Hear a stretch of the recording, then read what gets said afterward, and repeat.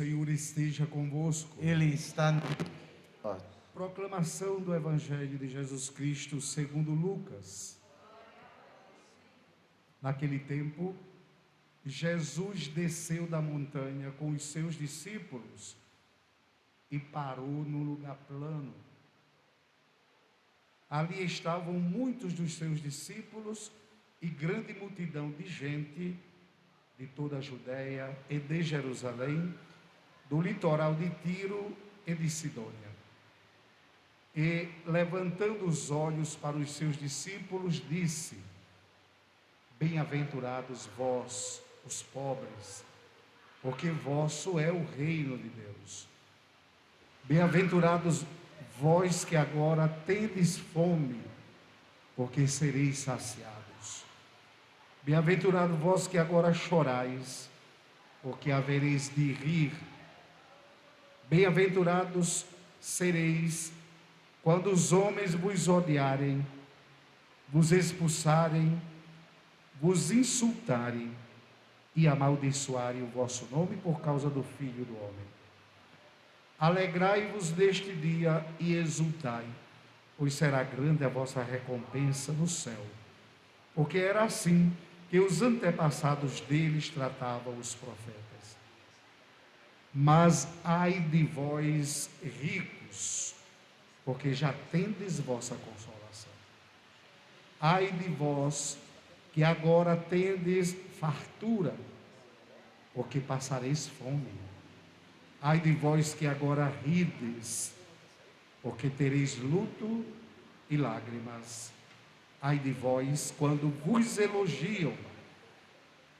Era assim que os antepassados deles tratavam os falsos profetas. Palavra da salvação. Glória a vós, Senhor. Neste domingo das bem-aventuranças,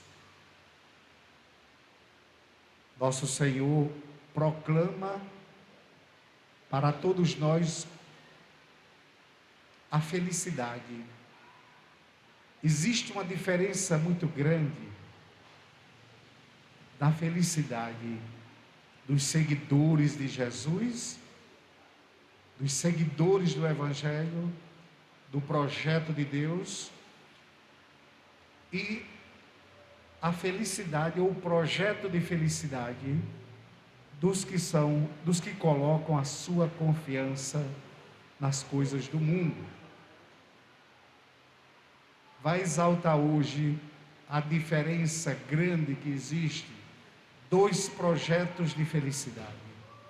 Projeto de felicidade dos que colocam a sua confiança no Senhor e o projeto de felicidade dos que colocam a sua confiança nas suas riquezas, aquilo que se tem. E já começamos com a primeira leitura do profeta Jeremias, que vai dizer: infeliz do homem que põe a sua confiança noutro homem. Feliz do homem que põe a sua confiança em Deus. Quem coloca a sua confiança em Deus é semelhante a uma planta que foi plantada à beira do riacho, ou perto de água, está sempre verde, sempre produzindo. Quem não coloca a sua confiança no Senhor é como o carneiro lá do deserto, o carneiro lá do seridó.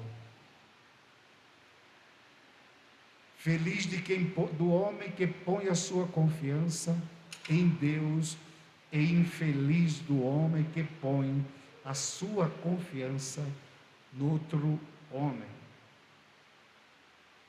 Nós decepcionamos, Deus não. Nós decepcionamos, mas nem por isso a gente não vai deixar de acreditar no outro, porque a gente precisa acreditar no outro também. A gente precisa acreditar no bem que está no outro, para poder a gente potencializar o bem no mundo.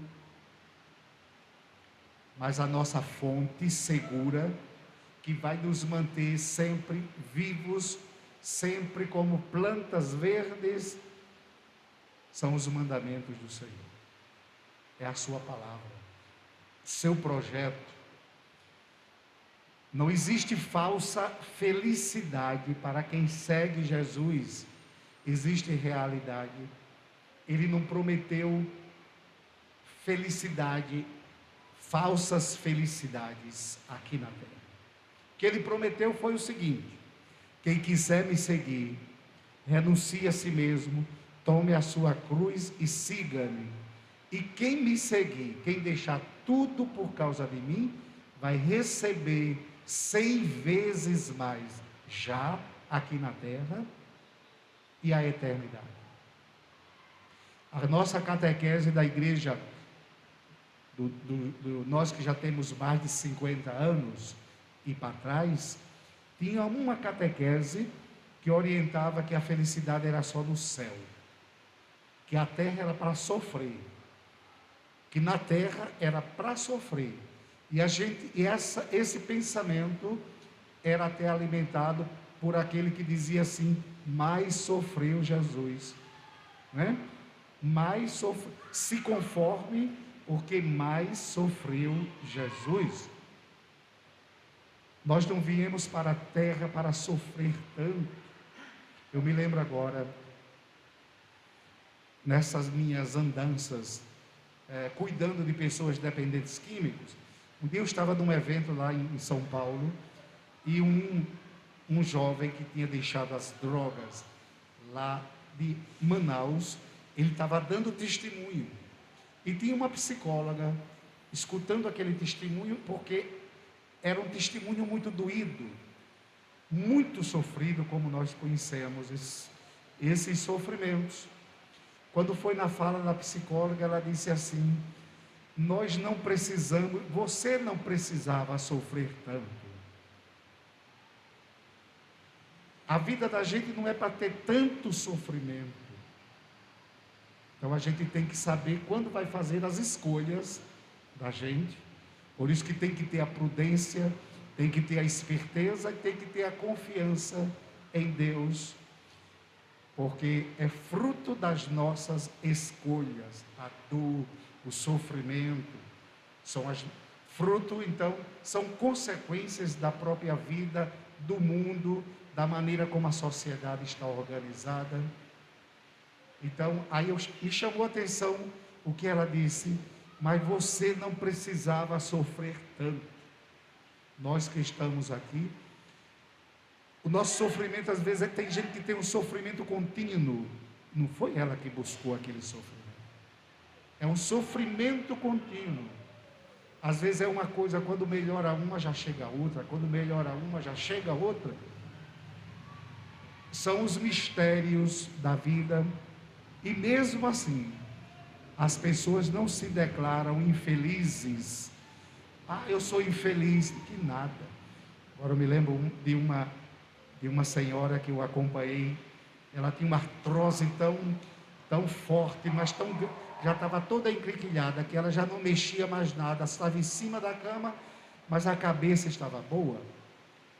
Ela sorria o tempo todo e dizia mais: padre, eu não tenho do que reclamar da vida.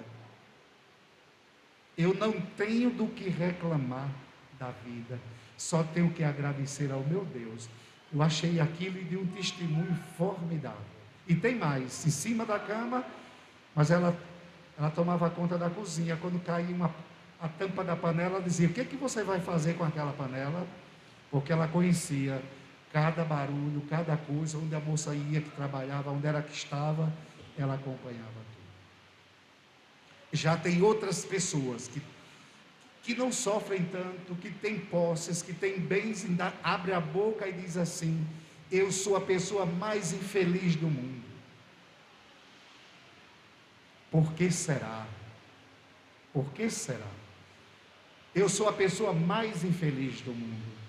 Eu vivo na minha família e a minha família é um problema. Aí pronto, aí vai se lamuriar o tempo todo. Em quem é que nós temos depositado a nossa fé, a nossa esperança, a nossa confiança? Feliz do homem que põe a sua confiança em Deus. O refrão do salmo de hoje vai dizer: É feliz quem a Deus se confia. O projeto de felicidade do mundo implica ter dinheiro, implica gastar, o consumismo. Inclusive, vem já embutido no produto a promessa de felicidade. Compre isso que você vai ser feliz. Compre isso que isso vai lhe trazer muita felicidade. A pessoa é iludida, comprou, mas no pacote não veio a felicidade, porque ela continua consumista do mesmo jeito, ela continua querendo mais, como se felicidade fosse comprada. Jesus hoje vai dizer o que torna a pessoa feliz. A diferença entre as bem-aventuranças de Mateus e de Lucas é muito clara. As bem-aventuranças de Mateus diz assim: Jesus subiu o monte, sentou-se e falou. Nas bem-aventuranças de Lucas, que é o evangelho de hoje, Jesus desceu o monte. É tanto que um é o sermão da montanha, o de hoje é o sermão da planície. Lá em Mateus, Jesus vai dizer: bem-aventurados os pobres, porque deles é o reino dos céus. Aqui em Lucas, diz assim: Jesus parou diante dos discípulos e da multidão, e olhando para os discípulos, disse: bem-aventurados vós, os pobres. Ele estava falando para o público que estava ali. Bem-aventurados vós, os pobres, porque vosso é o reino dos céus. Bem-aventurados os que são perseguidos, porque herdarão o reino dos céus. Bem-aventurados vós que agora tendes fome, porque havereis de ser saciados. Bem-aventurados os que chorais, porque vocês haverão de rir.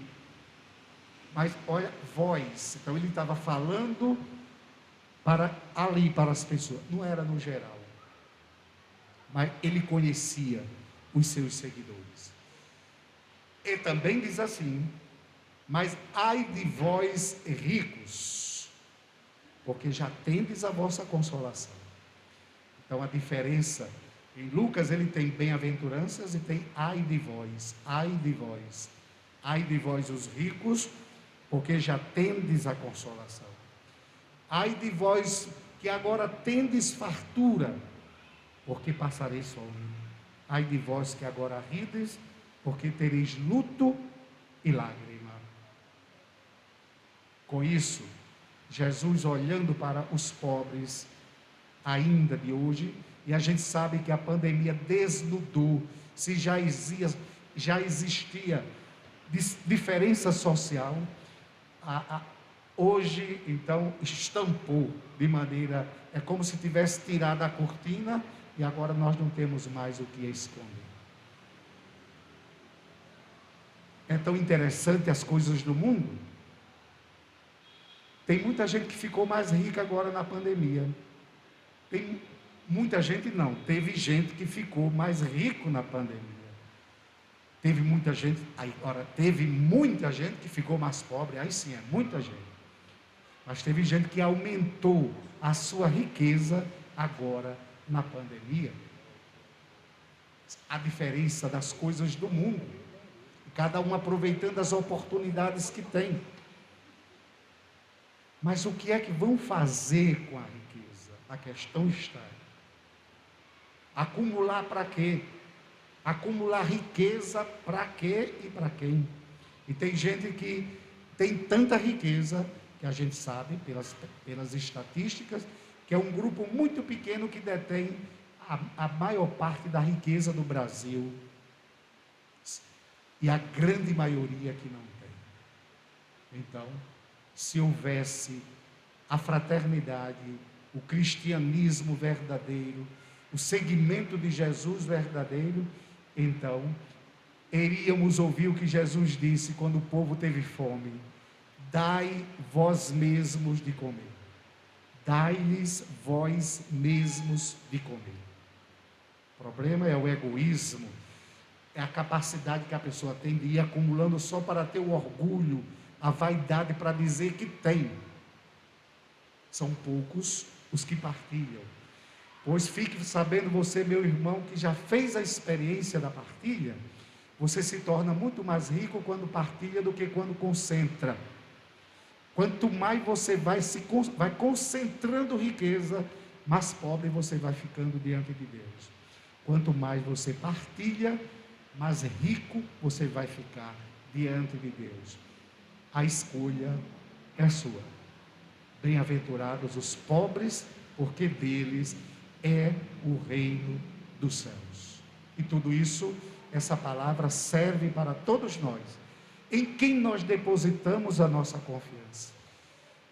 É feliz quem a Deus se confia. Como é que está a minha confiança em Deus? Pensemos nisso e vamos colocar em prática esta palavra no dia a dia. Lembrando que o que nos torna ricos não é o que a gente tem. Não é o que a gente tem, não é o que nos torna ricos. Nós somos ricos por aquilo que nós somos, não por aquilo que nós temos. Portanto, vamos correr atrás da nossa riqueza. Vamos nos enriquecer de humanidade, de fraternidade, de solidariedade, de uma sensibilidade à dor do outro.